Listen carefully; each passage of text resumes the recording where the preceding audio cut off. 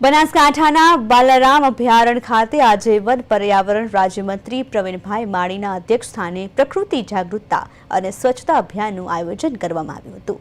બનાસકાંઠાના બાલારામ અભયારણ્યમાં વન્યજીવ વિભાગ દ્વારા પ્રકૃતિ જાગૃતિ અને સ્વચ્છતા અભિયાન યોજાયું, જેમાં આ કાર્યક્રમમાં રાજ્યના વન અને પર્યાવરણ રાજ્યમંત્રી પ્રવીણભાઈ માળી મુખ્ય અતિથિ તરીકે જોડાયા હતા। મંત્રીએ જણાવ્યું કે પ્લાસ્ટિક વર્ષો સુધી કુદરતને નુકસાન પહોંચાડે છે। ઘર, ગામ, મંદિર અને જંગલોને પ્લાસ્ટિક ફ્રી બનાવવું એ સૌની જવાબદારી છે। તેમણે આવનાર પેઢીને ઇકો ફ્રેન્ડલી જીવનશૈલી અપનાવવાનો પણ સંદેશ પણ આપ્યો છે। વન્યજીવો માટે જંગલ જ કુદરતી ઘર હોવાનું જણાવતા મંત્રીએ લોકોને વાઇલ્ડ લાઇફમાં વસવાટ કરતા વન્યજીવોને બહારનો ખોરાક ન આપવા અને કુદરતી સંપત્તિઓનું રક્ષણ કરવાની પણ અપીલ કરી છે।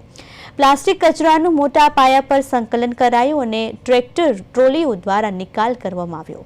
બનાસકાંઠા વન વિભાગ, ક્રેડાઈ ગ્રુપ અને ગ્રામ્ય લોકોના સહયોગથી આજે કુલ 50થી વધુ ટ્રેક્ટર પ્લાસ્ટિકો કચરો એકઠો કરીને નિકાલ કરવાની કામગીરી હાથ ધરાઈ। કાર્યક્રમમાં વન વિભાગના અધિકારીઓ, સ્થાનિક સંસ્થાઓ તેમજ ગ્રામ્ય લોકો મોટી સંખ્યામાં જોડાયા હતા।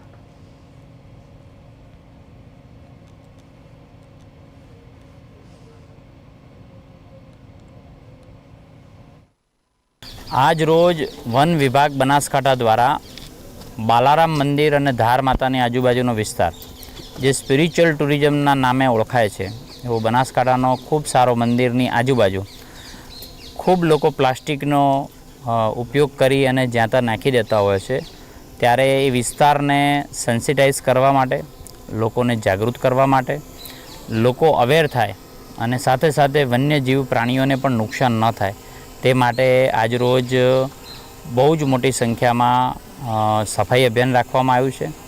આમાં અનેક સંસ્થાઓ જોડાઈ છે, ક્રેડાઈ ગ્રુપ જોડાયું છે, અમારા ડોકરા રનિંગ ગ્રુપ છે એ પણ જોડાયું છે, સાયકલિંગ ગ્રુપ જોડાયું છે।